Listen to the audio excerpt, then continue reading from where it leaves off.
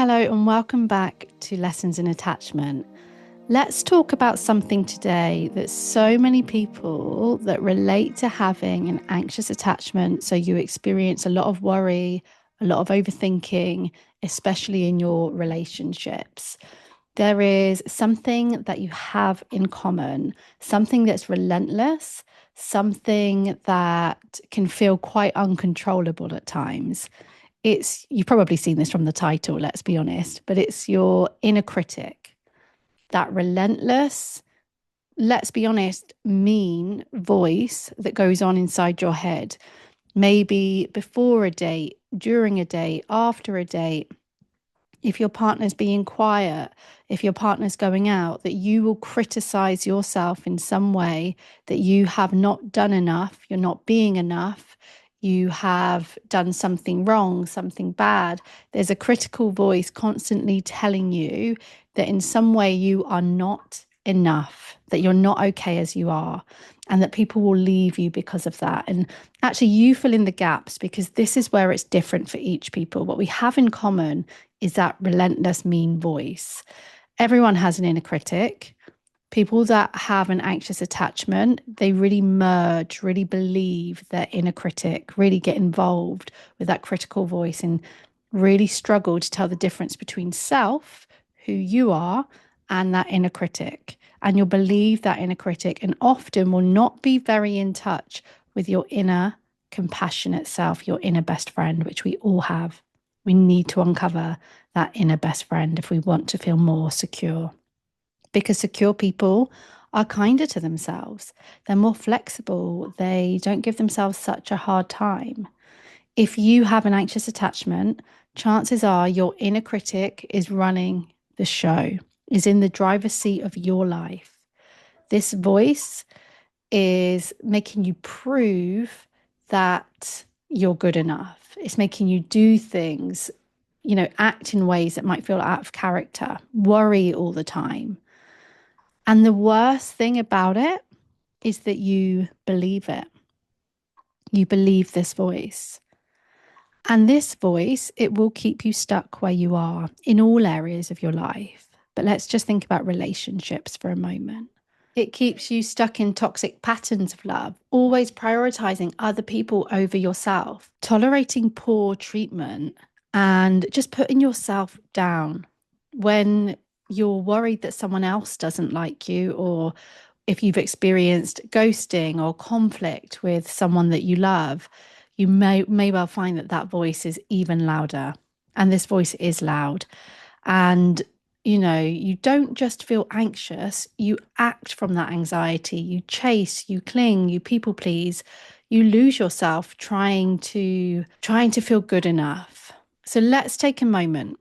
What's the one thing that your inner critic tells you daily? Because if we can recognize that, maybe we can start to catch ourselves just before we really spiral into that overthinking and that self-attacking. What I really want you to know, and what I'm always shouting about in my courses inside the Attachment Recovery Gym, is that self-compassion. So being kind to yourself without judgment is one of the biggest keys to healing your anxious attachment.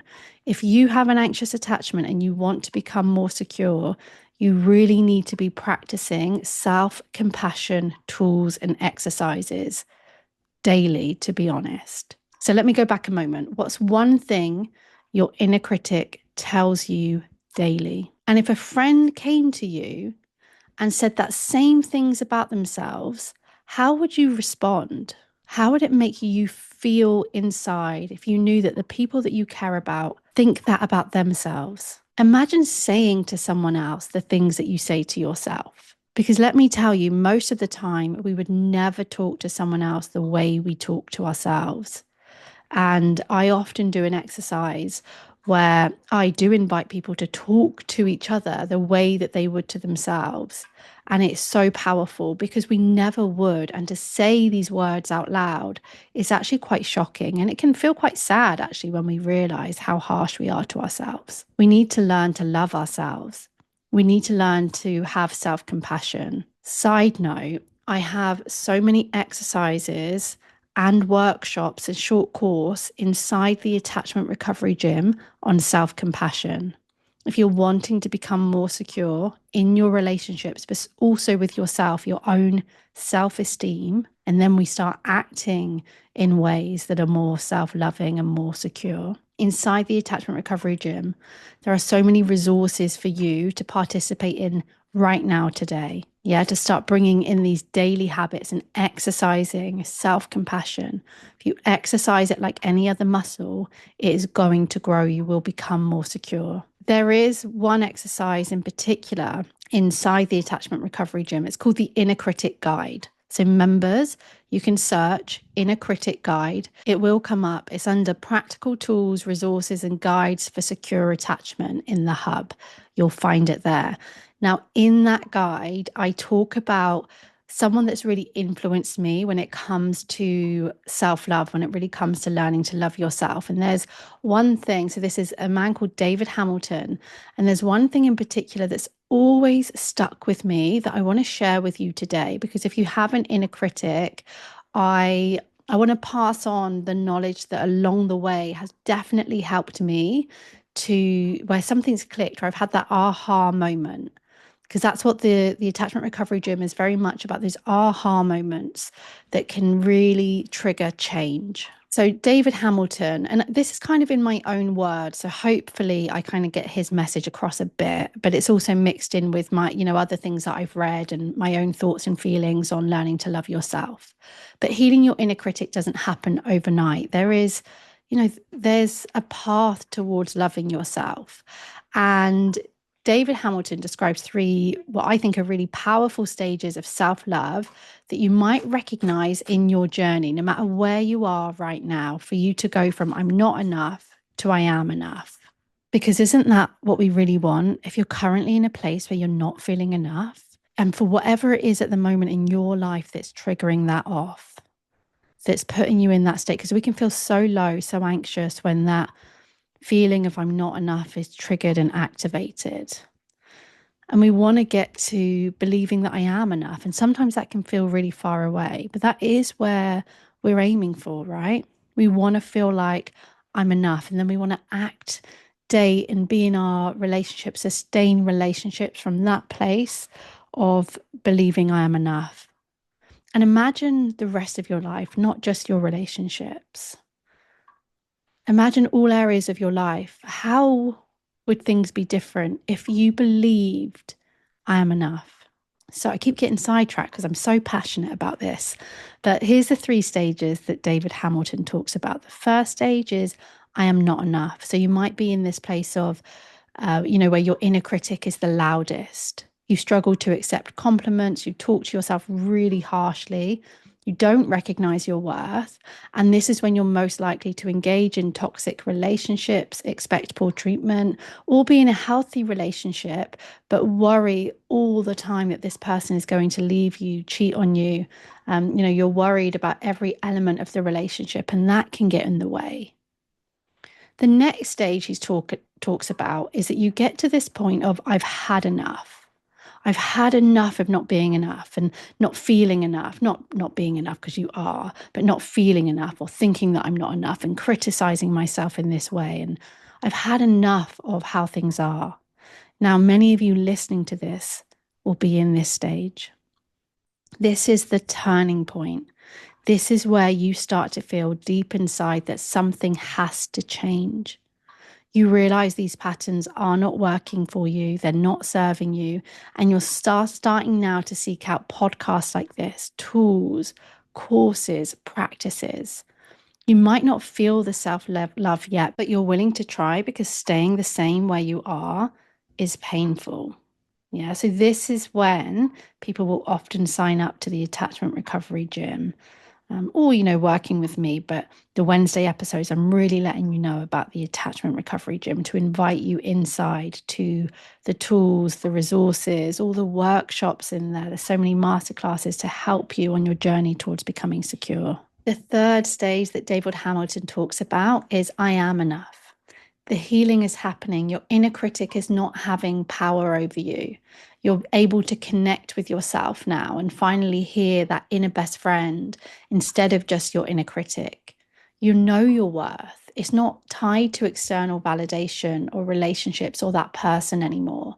And suddenly things just click into place. You've put in the work and you're beginning to realize that you're enough, but you're feeling it too.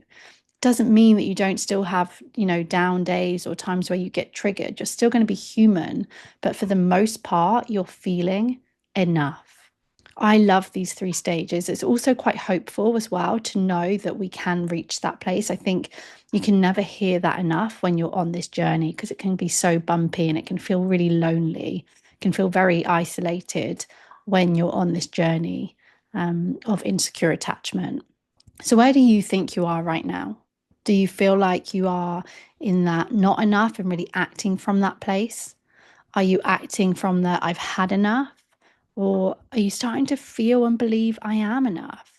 I hope that this just gives you food for thought, gets you thinking about, what is my next step here?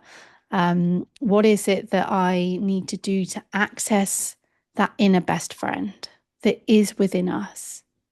Maybe sometimes you get a glimpse of your inner best friend, that inner self-compassion. Maybe sometimes it feels far away. I hope that you can have a bit of hope, that you can become more compassionate towards yourself, because I know how difficult it can be when that inner critic takes over.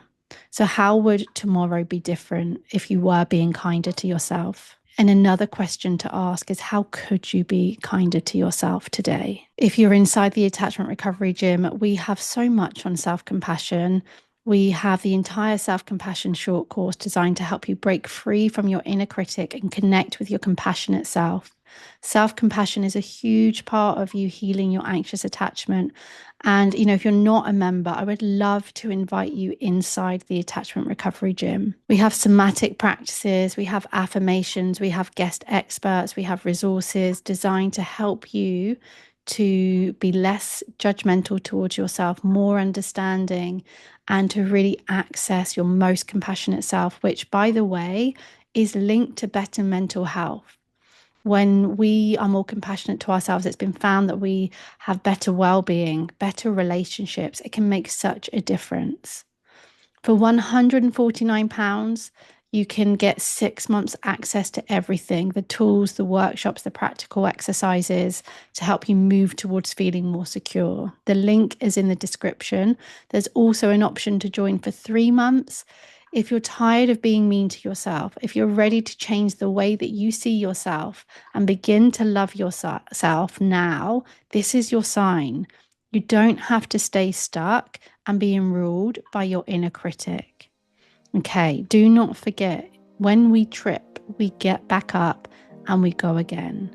I will see you right back here very soon.